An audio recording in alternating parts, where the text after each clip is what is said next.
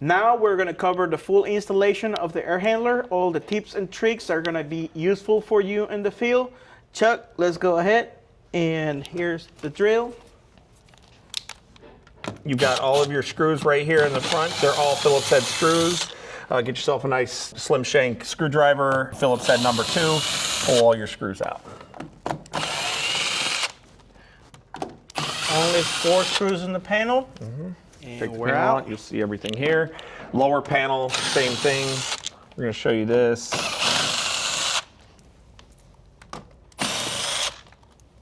There's 4 main screws on the panel, and then there's these smaller screws here.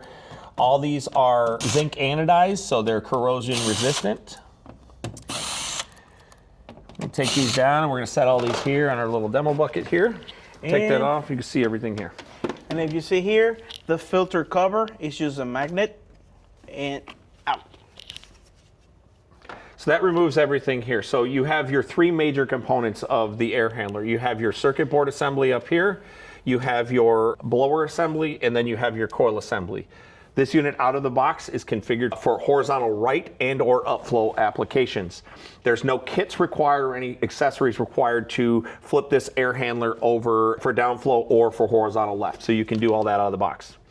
What I'd like to show you is how to configure that for the downflow or horizontal left application and show you how ultimately how easy it is. So we're going to take this, we're going to push that over to the side, and what we're going to do is we're going to release our zip ties. All of the zip ties in this unit are releasable.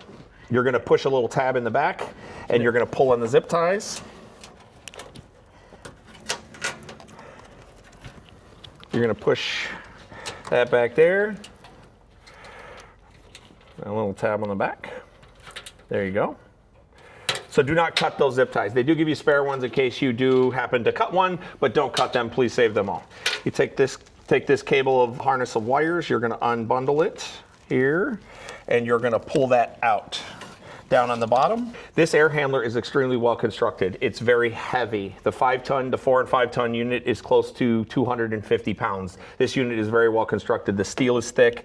All the bracketry is thick. It's lined with a ductboard insulation as well as corner bracketry. So taking these out might make it actually easier to put it up in an attic or in a situation where it's tough to get in or out. So this serves 2 purposes. We're going to flip the coil right now, and then I'm going to show you in a little bit how to take it out.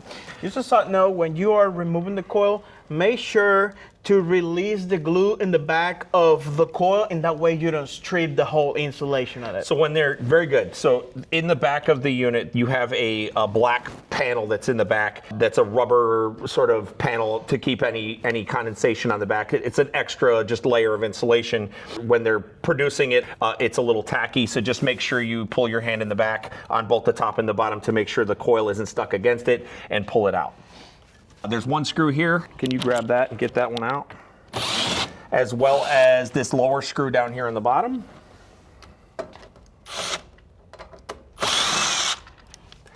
So once that's released, you're just going to grab a hold of the cable. You grab a hold of the top here. You slide the coil out. You see how easy it slides out. It's very well constructed. It slides very easily. You're going to take those cables and bring them up towards the front. You're going to set it back in the track.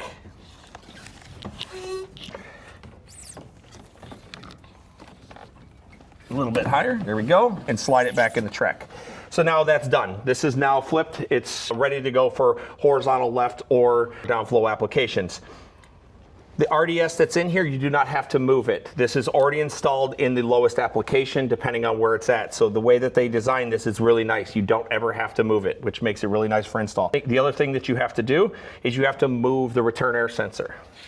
So right here inside this unit, there's a little clip that's on the back side. You just release it, hold the grommet in place with your fingers, take this, and you're gonna move it down here, and you're gonna reinstall it in the lower grommet that's down there on the bottom. And all you're gonna do is push it through the grommet. Just get it past the first zip tie.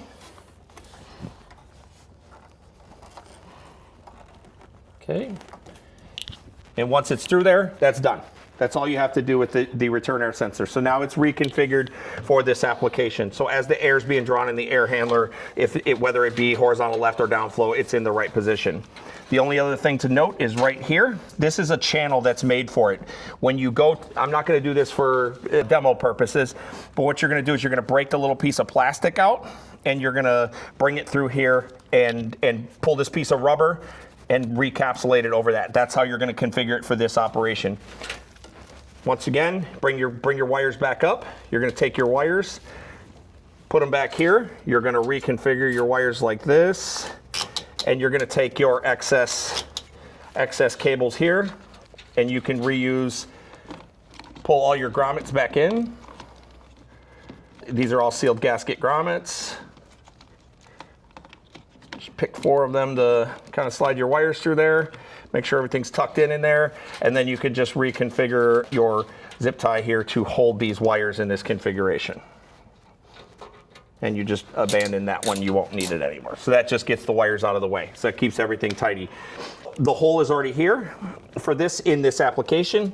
All you gotta do is re-screw that back in there. It's already ready to go for reinserting the screws. There's nothing to change, it's already back in its same operation. If you wanted to take this out, which I'd like to show you guys, I think it's important, we just take the small screwdriver here.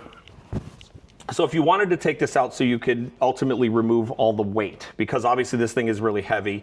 If you wanted to make it lighter to bring it up, I'd like to show that operation. So right now, once again, we're gonna just reverse our last, remove these cables. We're gonna take that out. We're gonna take the cables out. There's safety screws, hold on. We're gonna take the little safety screw, there's 2 of these with safety. The blower is one, and the EEV is the other safety, and all you're doing is going to use a small screwdriver to pop these off. These are just shipping safety to make sure they don't fall apart during shipping. We're gonna take those off and just unplug all our connectors. The only one I use is the RDS sensor. You're gonna just use a small screwdriver to pop that off. Once that's done, you can take your assembly out, pull your cables out so they're ready to go. Set them in the coil, and you're gonna take your coil out and remove it and just set it off to the side. That's a lot of weight that you're now reducing. I think it's good to highlight this. If you look at this coil on the back side, you'll see that the back side of the coil is fully encapsulated, so all the tubes are designed to keep the water within themselves so you don't get any splash off like some of the other previous manufacturers. One thing to note, there's Armaflex tape around the pan to avoid condensation. This unit, because it's variable speed, it will work colder temperatures in the coil. That will benefit on humidity removal. Absolutely. So to take the next pieces out, grab the screw gun here. There's 3 screws here. We're gonna take out 1, 2, 3 screws. There you go. Just pops right out. Show the clip on the back side. So there's a single plug on the back side. Once you take it apart, you can show them that plug. So on the back side, it's one plug that's on the back that plugs in the actual power supply that comes in. Take these. Now we're just gonna remove the blower assembly. We're gonna take out these 2 screws.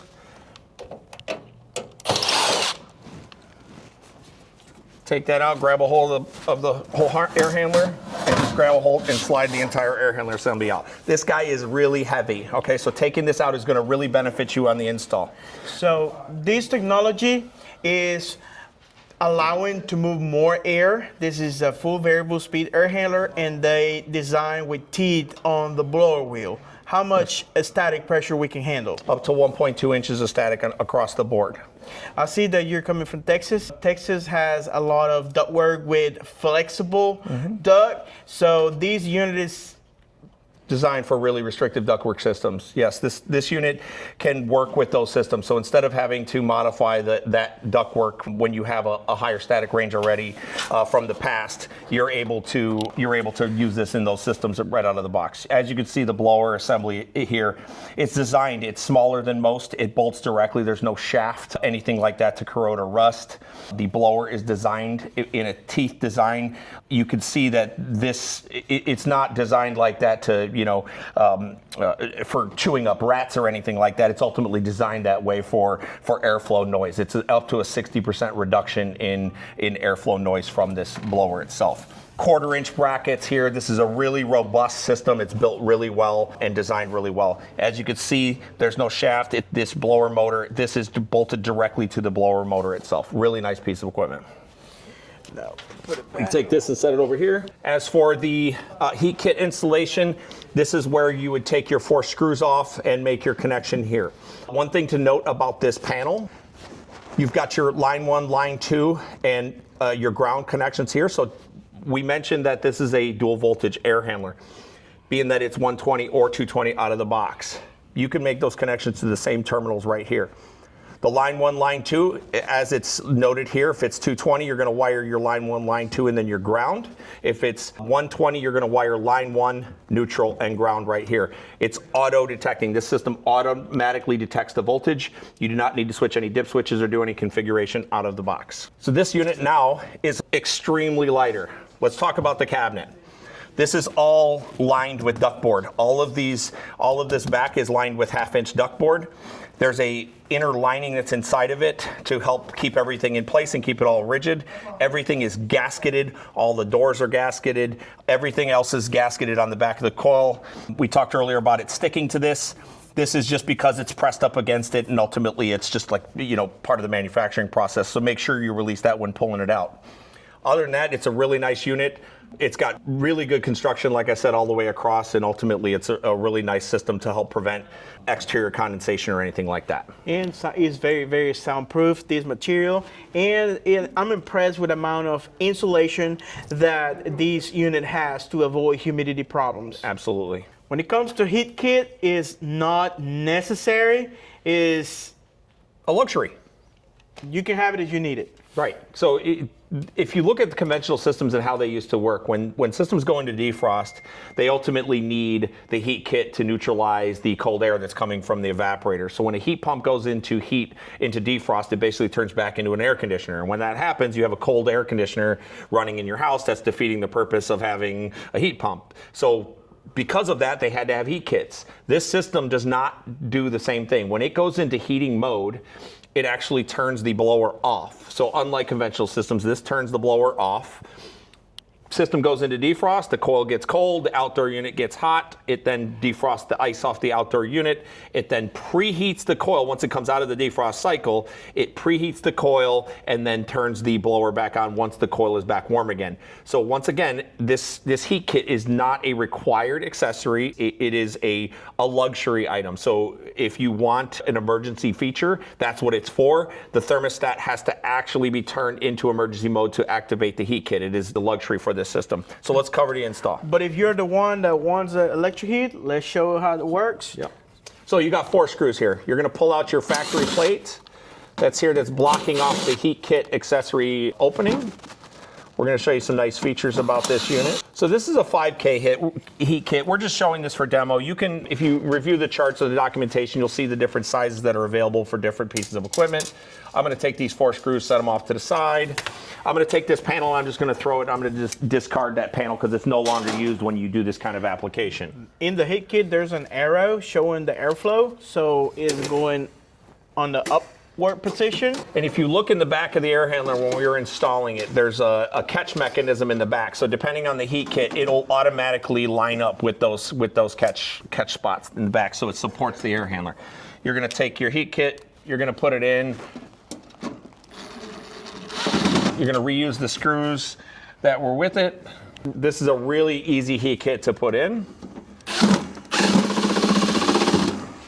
Okay, I'm going to leave the other screws out just for ease of putting this together and just kind of showing you demo-wise what it takes. It's really easy. You're going to release these cables from here because they don't go through there. You're going to release these back out of there. This is the new power as well as the heat kit installation cable that comes with it. You're going to take this. You're going to slide this on the bottom. You're going to put these back. Sorry, you're going to put these back around the back side. You're going to clip it on the bottom, and then you're going to push it up here. The kit comes with the screws. You're going to insert the screws in here. Special note about this that's really key is This heat kit, because this air handler is a dual voltage air handler, this heat kit requires its own power supply. So you're going to need a 220 volt circuit for the heat kit, and you're going to require a separate 15 amp circuit to power the blower. Now, mind you, you could still be 115 or 220 with your heat kit. You have the option to do that. If you run into the situation where you have only a single 220 volt power source already feeding it because your previous air handler was, an older model, less efficient, I've seen a couple different guys do it different ways. Ultimately, follow your local electrical codes, but you need to make sure that you have either a breaker panel on the outside with 2 sets of breakers, one 220 for the power supply, make sure your circuit is rated for it, as well as an additional 15 amp circuit for the blower. These blowers pull very, very low amperage, so you could ultimately power them off of the same circuit. You just need to make sure that the circuit is rated for that, you follow local codes, and that this circuit is ultimately protected by a 15 amp circuit. That's key to know. So once you put this guy in here, this is obviously a 5K, but depending on the type of circuit you have, it comes with these accessories. So once it's installed, you're going to take this, you're going to plug this back into the back of the circuit board. You're going to connect that here. You're going to see right here up in your connection, that's the same connection as before. Once again, nothing to do there. You're just going to reach down in here and plug this in. You're going to take your board, you're going to put it back in place. Okay, right there.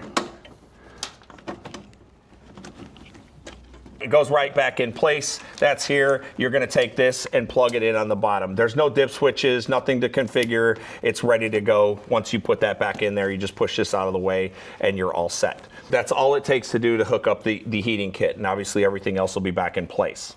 While we're here, it's easier to install the float switch mechanism. So while we're here, we have the board out. Let's pull the board out and show how the float switch is connected. So this has got the safety on it as well. So you want to make sure you have the little screwdriver. So once you put it on, you don't want it to fall off. So ultimately, that's a safety mechanism that's on there. So you're going to want to take that off and discard it. Okay. Take that off and then unplug it. As Francisco mentioned, the key to this, the reason why we want to tell you to do this now is because when you're, as he recently went through and he was installing one upside down, it's in the horizontal right application. Ultimately, you're trying to look up from the underside of the blower circuit board. Ultimately, that's really difficult to do depending on how it's installed. So we want to get you to connect that ahead of time. So if you see the board, this is the front of the board. You want to have it outside, then you flip it, and then you remove the cover, and then you're going to have access to the plug that we are looking for. So this is the plug with 3 screws, and you're going to use the outer ones. Top and bottom. That's the normally closed connection, yes. But to make it work, we have to remove one jumper that it has a bit of silicone on it. In that way, we enable the alarm for the thermostat. Just remember, you use the corners of the 3-plug connector and plug it in. Yep, remove your jumper. It's located right up here in the corner if you want to see. It's located right here in the corner, right above this rotary dial. You can see they glue it. That's just for shipping purposes so that it doesn't fall off during shipping. And you're just going to grab a hold of it with your needle nose pliers and pop that off. That enables that circuit. And that's going to give you a specific alarm. It's going to give you an EHOE alarm error that's actually going to be triggered on the thermostat as well as on the front of the unit. Simple, re-put that back on, plug it back in. Actually, in this case, we're going to do a demo, so we're not going to plug it back in. We're just going to slide it back in place, and you're ready to go. Okay, that's it. And you just put your screws back in, and it's ready to go. There's nothing else to do on the front of this machine. Ultimately, if you're using the S1, S2 connections, which we recommend, that keeps everything connecting. Your thermostat connections are here. That's your HA/HB connection, and down below is your S1, S2 connection for your outdoor unit. Those are right here. That's all you need to do to connect this up. It does have provisions for a standard 24-volt thermostat. If you would like to use a 24-volt thermostat, but obviously by using somebody else's thermostat, you're losing that communication connection, losing that diagnostic capability, some of the other features. It will function with a third-party thermostat, but you lose some of the functionality of the communication by doing so. One more thing, Florida and here in Georgia, we're big in ultraviolet lights and Remy halos. I see that there's a section in the board. How do we have to wire those components? So if you go to your manual, you're going to go to page 38 here, located in your manual. So this unit has a CN23 connection, which is here, which is called your work connection. Ultimately, that's a dry contact. It's a relay that's here that you use an external power supply to power. So however your device is powered and or controlled, depending on what it is, this ultimately triggers that through there, and the explanation for that is in the manual. There are other connections. There's a humidifier control. There's some other stuff here. Just refer to your manual, and ultimately it explains how to wire all those up and make those connections. Please don't connect your accessories to the transformer. The transformer that comes in the unit is not capable to move those accessories. This is a work terminal, and it works off a relay. And as the manual refers, that the UV lights or accessories work and enables when the fan calls. Yes. It shows you when, it'll explain what they are and how to wire them. It tells you what triggers them inside the manual. When you see the thermostat that comes with the unit, don't get caught in attention with a bunch of wiring that comes in the unit. Can you explain us what the purpose is? So this thermostat ultimately works with other Cooper and Hunter pieces of equipment. It works with the ceiling cassettes, high walls, anything else. So it comes with a bunch of wires that are ultimately for those different applications. Depending on how it communicates, every system is different. Some use a 4-wire connection, some are 5. You know, there's a bunch of different connectors in here for that. And ultimately some mounting hardware that comes with it, and a ferrite ring. For this application, you're using the existing thermostat wire. You're just taking and hooking that up to the standard. So basically, you take all these wires, keep your manual, obviously, take all the other wires and throw those in the trash. You don't need those. They can be discarded. They won't be used in this application. Also, you're going to notice that there is a remote controller inside the box. What is the purpose of that thermostat, the remote controller? Yeah, we get this a lot. We say, why is there a remote control here? One of the cool things about this piece of equipment is you can ultimately control it. So whether we were talking about it earlier, what would be an application for this? You could ultimately take this while it's up in the attic. You can override the existing thermostat that's on the wall and do testing while you're in the attic. So if you want to, you could ultimately do it. Let's say this is used in a mobile home type application. There were some older units back in the day that used to have a dial on the front of them that just, set the temperature. If you don't want to install a thermostat somewhere in the home, you can ultimately take this, mount it on the side. There's a little holder. It comes with the holder. You can just set it on the side. And when the homeowner wants to change their temperature, they can walk up to the unit, line of sight, turn it on, and ultimately change the temperature of the system, control the fan. This is a full function thermostat that ultimately can control this unit from the front. This is line of sight. It is IR, so you need to make sure it is pointed at the unit when it's reading, but this will control this unit just as the thermostat does. One more thing is that caught my attention. These units are kind of like mini split type, but with EEVs, so they don't come with a filter dryer and it's not needed. But you need to make sure that you flush the system accordingly and you purge nitrogen, because there are several screens in the unit that can get clogged, and you're gonna have a bad situation if you don't do the correct procedure for installation. Absolutely. So in general, in refrigeration practice right now, we have to make sure the system's clean. We need to make sure the line set's clean. If you're reusing your existing line set, as Francisco mentioned, you wanted to make sure you purge your system and keep it free of any debris or excess oils or anything left over from the previous system. When you're pulling a vacuum on this system, you are brazing on this system, as with the connectors that we mentioned earlier that come with it. You're going to take those, you're going to purge with nitrogen to protect the system from creating carbon inside of it. And then once that obviously gets free, it can clog screens. So you want to make sure you're purging with nitrogen while you're doing that. And then if you do get any carbon, you want to make sure you flush any of that stuff out beforehand, before you pull your vacuum. Just to note, it's a good practice to energize the air handler just to force the EEV to open. In that way you can flow nitrogen through it. In that way you can do the bracing, because if not, you're gonna get caught in high pressure condition while you're bracing. Make sure the worst case scenario that it's gonna do when you power the air handler is gonna trigger an alarm, but don't worry, once you install it, just do it again. So what he's talking about, when the EEVs come from the factory, they're ultimately in a failed state. It's not a spring return type EEV. So we want to make sure that when you're pressure testing your system and pulling your vacuum, you want to make sure that that EEV is open so that the entire system is open to the nitrogen and or vacuum, depending on what it is. So when you first put the system in, before the system is ultimately ready to go, you're going to leave the outer unit turned off. You're going to power your indoor unit. What that's going to do is it's going to force the EEV to run a cycle. By doing that, it's going to ultimately open up and fail into an open position. By doing that, you're now opening that EEV up to the entire system. Along with the system, you're going to get a couple of connectors. This is going to make it easy for you to ultimately install it. As you can see, it comes with the 3/4 and 3/8 connectors that are here. So for those that are a little bit challenged with doing flares, which, you know, not everybody's perfect, but what this does is this gives you the option to be able to connect up to the existing flares with a factory-made flare. These both come with both the indoor and outdoor unit. You're going to get a set with each. The nice part about it is this corrugated tube is able to make it to where you can bend. As you can see, I'm going to start to bend it here. You can bend it by hand and it won't kink. It's really nice. So if you need to make a really nice tight connection due to a mobile home type unit or whatever type of connection, it's going to be really easy to bend, and then you can braze up your system. Now we're going to start putting everything back together, starting with the blower wheel. Absolutely.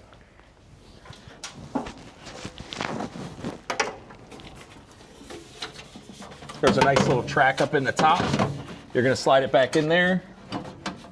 Grab a hold of the top just for pressure and push it back in. You see how easy that went back in? We're going to grab our larger screws there. I think this is a nice little feature of this air handler. There's only 3 different size screws. And they're all the same. They're not different lengths. These guys here are the 2 larger screws. They're the only ones that are the larger screws for the blower assembly. That's it. Okay, we're done. Next thing is going to be the circuit board. We're going to take the circuit board back in. We're going to plug the plug in on the back side. The 2 clips go towards the top. There we go. We're going to take this. We're going to slide it back in. 3 small screws for that. Go ahead. 1, 2, 3.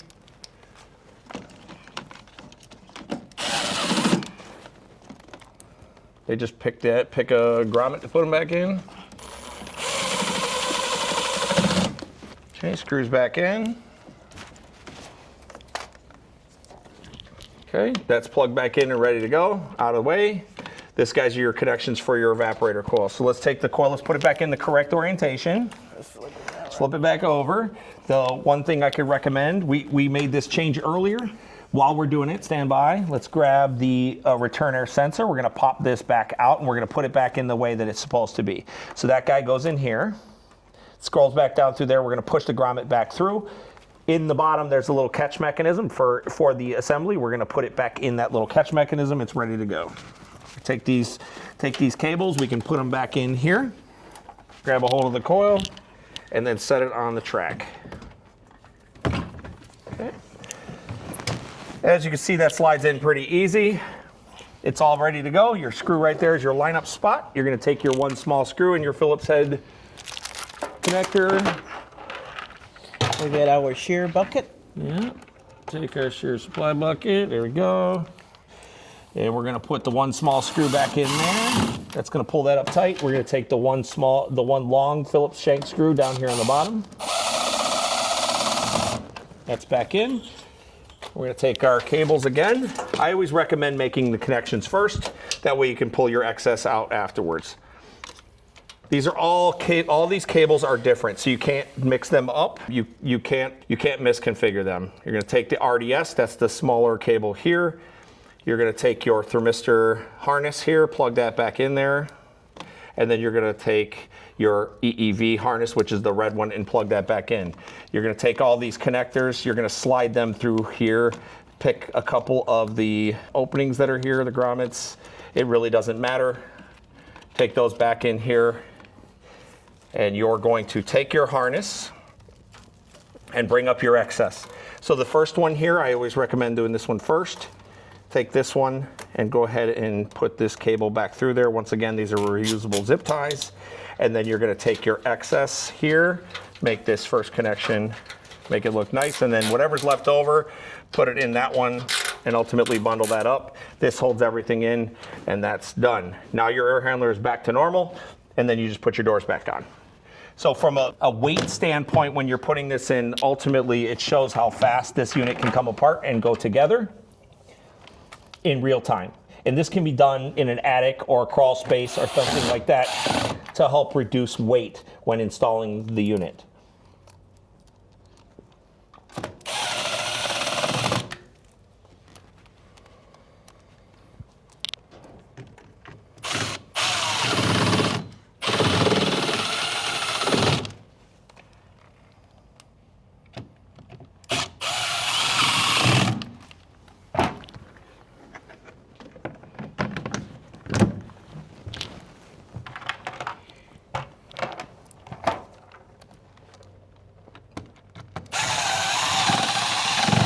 Just like a NASCAR competition, we're putting everything back together. It's like a pit crew.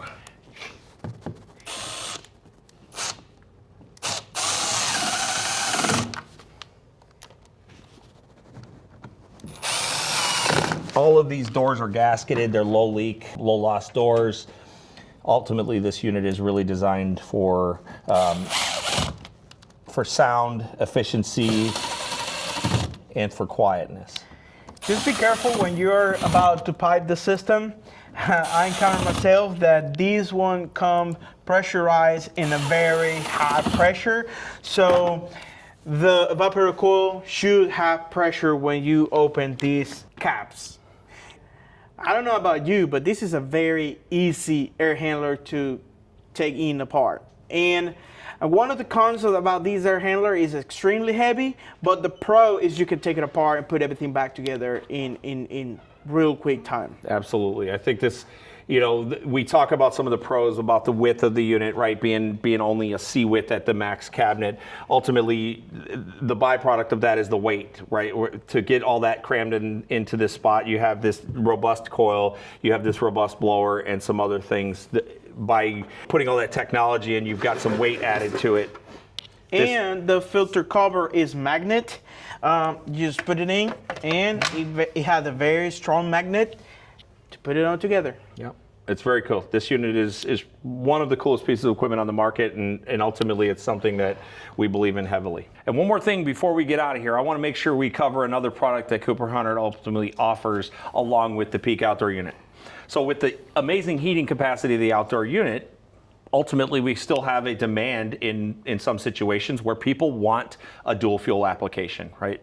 Whether you get further north, whatever the situation is, where somebody wants a dual fuel application. Let's just say you walk into a situation where somebody really wants to just maintain their gas heat, right? Why argue with the consumer, right? Ultimately, our goal is to provide a service for our customer and give them the best recommendations, but we have to sort of follow what they want. So this is an option for us. This is the Cooper & Hunter PEAQ indoor air coil that goes with it. This system is a brazed style connection. It contains a standard expansion valve, but here's some of the cool features of this unit. This ultimately maintains a communicating capacity. So this works with our Cooper & Hunter PEAQ outdoor system through a communication module. This module mounts on the side of the system. It has the connections here for the RDS. So once again, it's provided with an RDS. It's a full aluminum coil. Everything is all here ready to go out of the box. You mount this on the side of the system.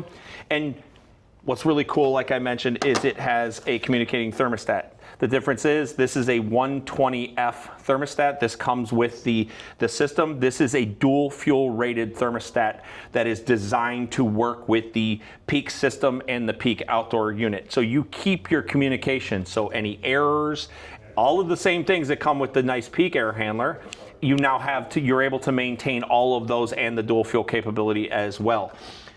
This comes with it along with the module. Everything plugs in. It does have a return air sensor. It comes with it. So once again, this now maintains the same functionality that the PEAQ air handler runs with, but now you just mount this in your return duct stream. This is a really cool option for those dual fuel capabilities and maintains your existing furnace. So If you have a system that is existing furnace and you don't necessarily need to it, let's say it's 10 years old and the furnace is fine and they don't want to necessarily upgrade the air handler itself, you can now apply the coil and go to a dual fuel application for that situation. So does that, as I'm understanding, like you told me that you were going to blow my mind, and here we are. So how does the module connect with the existing blower motor? If we have a PSC motor or ECM motor, how does connect with the existing furnace? Absolutely. So through the module, you still maintain your S1, S2, and HA, HB connections. That's your standard connecting system between the outdoor and the module and the thermostat and module respectively.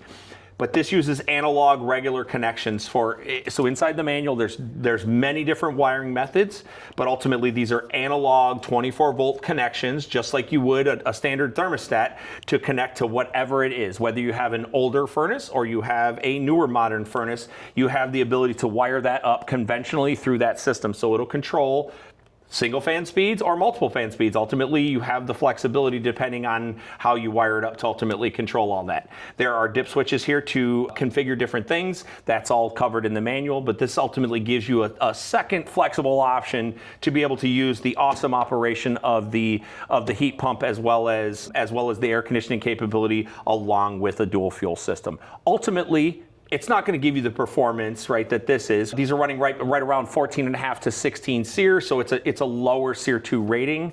The Cooper & Hunter PEAQ system has a SEER 2 rating of ultimately 17.5 to 19 SEER, so it's a much higher efficiency, but this gives you an option. The point is that there is other options for you out there that we have available to us to ultimately be able to use for different applications. And also you encounter customers that really want the source of heat and having the dual fuel option.